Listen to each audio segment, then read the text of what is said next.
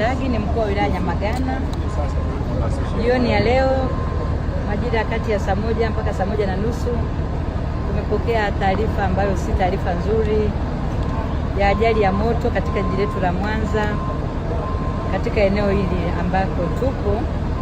Ajali ya moto ambayo imesababisha mali za baadhi ya wafanyabiashara waliokuwa wakitunza bidhaa zao katika eneo hili zikawa zimeteketea kwa moto. Kwa kweli mimi binafsi, mkuu wa wilaya Nyamagana na wajumbe wenzangu wa kamati ya usalama, na kwa niaba ya viongozi, watendaji na wananchi, nichukue nafasi hii kuwapa pole sana wananchi wa eneo hili waliopata majanga ya moto. Mwezi huu na mwezi uliopita kwenye wilaya yetu ulikuwa mwezi mzuri, kwa sababu tulipata changamoto ya majanga ya moto katika maeneo haya mawili, na hili leo ni la pili. Ni jambo ambalo ni la kusikitisha, kwa sababu ni jambo ambalo hatukulizoea.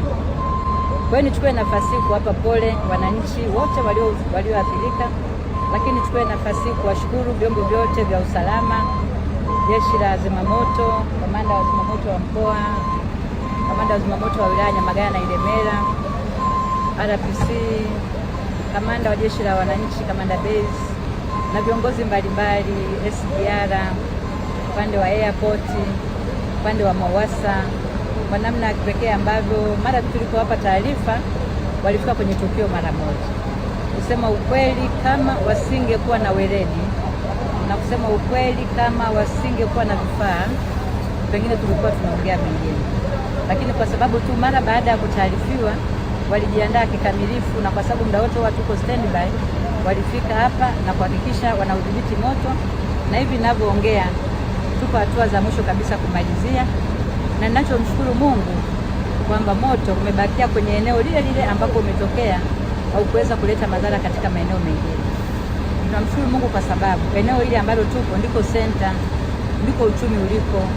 Kuna mabenki hapa, kuna mahoteli hapa, kuna majengo mbalimbali ya serikali yako hapa, NSSF, SSF na mataasisi mbalimbali ya umma, lakini vile vile ndio center, lakini pia kuna vituo vya mafuta hapa hapa katikati ya mji.